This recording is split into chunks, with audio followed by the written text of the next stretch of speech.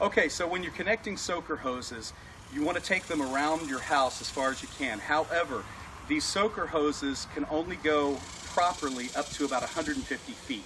So you can connect them together, 3 50-footers, 2 75-footers, 100-foot, and 150-foot. It's okay to connect them together as long as you don't go beyond 150 feet. Now you'll notice most soaker hoses on the inside of the part that screws onto the faucet have this restrictor plate. Leave that on when the part that screws onto the faucet. However, if you are connecting this soaker hose to the end of another soaker hose, you want to remove that restrictor plate so that the water can flow freely from one hose to the next. Soaker hose placement. We're often asked, where do I put my soaker hose? As you can see, this soaker hose is right up against the foundation. This is not where we want to put the soaker hose. The reason is because clay soil absorbs moisture much more slowly than this hose is going to put it out. The water will oftentimes channelize down the foundation and actually run and pool under the house, and you're actually watering back there instead of the part that's actually holding the house up.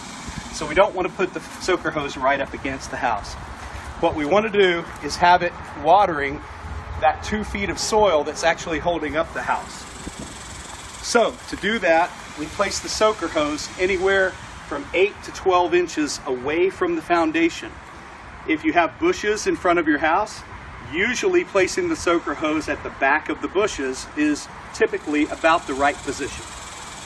But again, 8 to 12 inches away from the house so that we are watering the soil that's holding the house up and not forcing water to go underneath the house itself.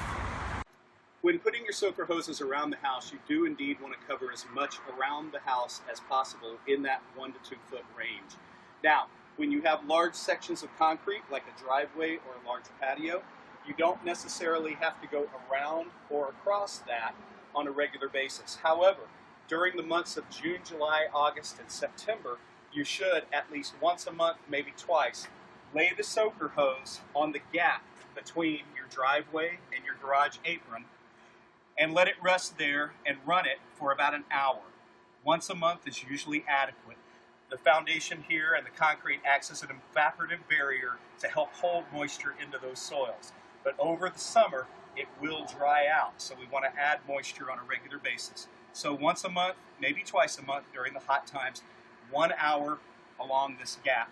Also, if you have that same thing at your house patio, if you have a gap, you want to run it there as well. Okay, when you're running the soaker hose along the side of your house and you want it 1 foot roughly away from the foundation, one of the issues that I'm always asked is, but what about my lawnmower? I'm going to cut it with the lawnmower, especially when the soaker hose is new and it won't lay down straight. This is the answer to that. These are called landscape fabric pins. They're available at any home improvement store in the landscape department where they sell landscape fabric. You take these little things out, and every so many feet that you need, simply place them over the soaker hose, and they will pin it flat to the ground, so that now you can run over it with a lawnmower, weed eater, etc., and it's not going to get sucked up into the blade and cut. Now, as far as being consistent with your watering, it's really important because we want to keep the moisture level in the soils as consistent as possibly so they're not swelling and contracting like crazy every time it gets rain or heat. So, you have to remember to water every other night, every third night. Now, if you're like me and you get forgetful or you're actually busy, sometimes forgetting can be a problem. So, these electronic timers are available at any home improvement store where they sell the hoses. They're battery powered and they're programmable. This one has 2 stations where you can actually program 2 different sides of the foundation to be watered at 2 different times and intervals. Now, the one thing you want to pay attention to is check these regularly. Our summer heat will zap the battery in these things, and you won't know that they're not working, but they're not. So the batteries will have to be replaced every couple of months at the most.